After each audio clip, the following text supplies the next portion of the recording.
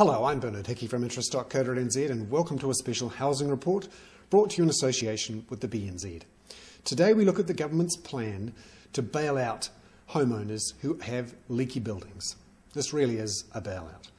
Last year the government was proposing paying 10% of the costs of leaky buildings. 65% would be with homeowners and 25% with the local councils. The councils rejected this as not enough from the central government. So now the government's come back and will pay 25% of the total cost.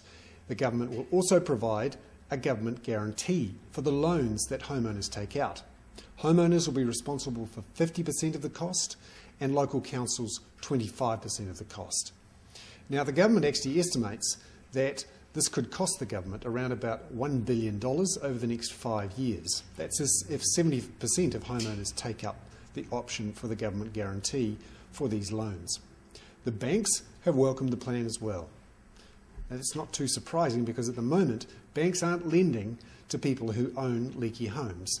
And in theory they should have to write down the value of those homes against their own books. So this is actually a bailout by individual taxpayers of other individuals who own leaky homes.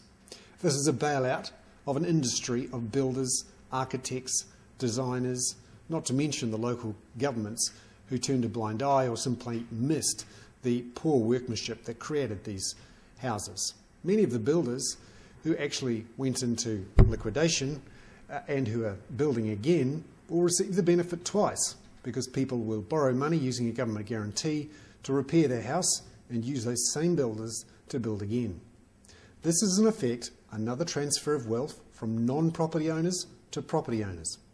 It's not a very pleasant thing to say, particularly for those people who've struggled with leaky homes, who through no fault of their own own a home they can't sell. It may actually be making them sick and causing enormous financial stress.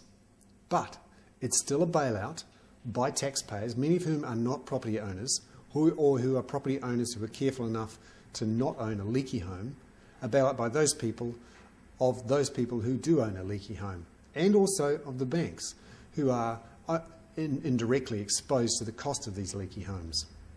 That's something the government will have to bear over the next few weeks and months as taxpayers generally work out there's been another transfer of wealth of at least $1 billion to leaky homeowners.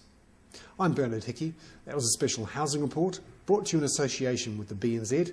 And just to remind you, these are my personal views, not necessarily those of the BNZ.